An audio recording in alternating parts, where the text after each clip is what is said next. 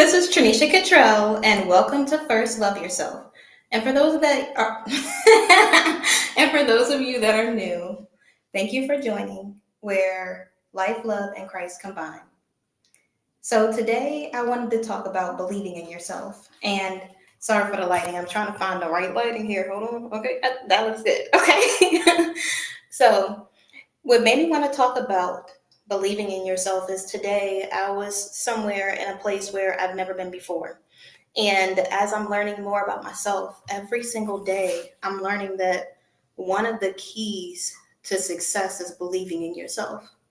Before you can ask someone else to believe in you, you have to know who you are. You have to know whose you are, and you have to make sure that you, before anybody else, before you try to seek approval from a man, from a job, from an opportunity, from whatever it is that you're trying to seek approval from in your life, you have to be the person that believes in yourself. If you believe in yourself, no matter what anybody else says, you're good.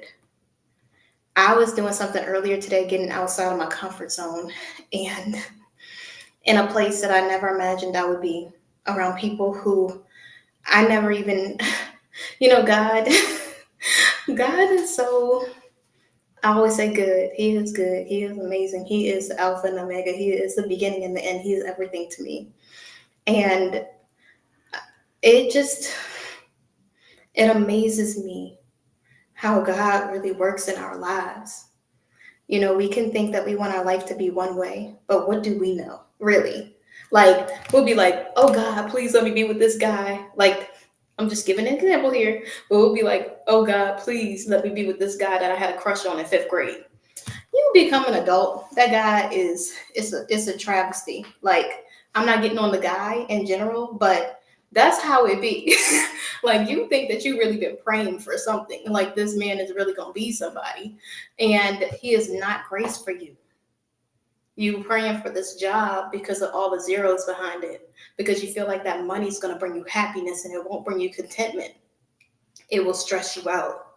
It will consume your life. You're not going to be at your best if you're stressed out, if you're not content in your mind, if you have no peace.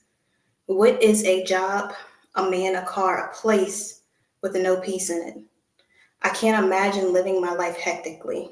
I can't imagine being at a job that I feel stressed out in, because that's not God.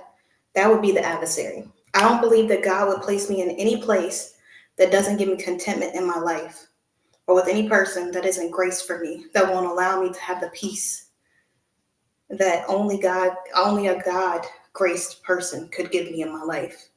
I don't want to be the person that's not peaceful in any person's life. If I'm with someone, if I am with my kingdom spouse, whatever it is, I don't ever want to be that type of person that brings discontentment to their life. I want to walk with the grace, with dignity, with self-respect. And I want to be able to honor and respect that person as well as they respect and love me. And so it's so funny, because in life, we really do have these ideas of what it is that we want our life to be. And God has a whole nother plan that's way better than anything we could ever imagine. Like, I really was like, I don't know if this is going to be exactly where I'm supposed to be. And God's like, listen, everywhere that you are is where I intended for you to go. And every time I go somewhere and I follow God's lead, I learn something new about myself. It breaks this chain, this fetter that's holding me back. And for those of you that don't know, a fetter is chains, shackles that are holding you back. And it allows me to be released from that thing that was holding me back in the past, that thing that was holding me down, that thing that was keeping me bound, in bondage. And every time I release something at another level, it allows me to become a more powerful, intentional woman. It allows me to walk in my purpose. It allows me to be everything God created me to be, and you can be everything God created you to be as well. Just like you, we can all be everything God intended for us to be. We don't never need to settle for less than God's best. I know the world, I know things in life might not always go the way that you plan, but who says that's a bad thing?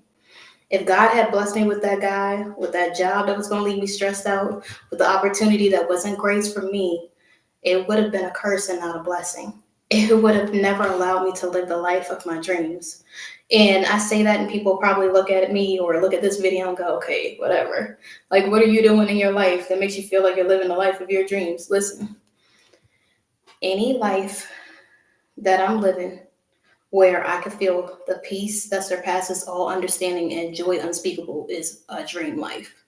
I hear and see people every day who have no contentment in their life, who feel like the world is eating them alive. And I don't have that with God. I was saying a scripture the other day, and I'm probably going to butcher it. But it was something like, God did not give me the mind of fear, the something of fear, but he gave me the power of love, joy, and of a sound mind. So whenever I get into a situation where I feel fearful, I remember that that's not God. God would want me to have peace. He would want me to have joy. He would want me to be in contentment with my life. He would want me, even if things were going hectic around me, even if it wasn't what I wanted it to be, it would be everything God intended for it to be. So as you journey through life, always remember to believe in yourself. Because if you're following God's plan, if you're being intentional, if you're being consistent, no matter what anyone else says, nothing can stop God's plan. People may hate on you.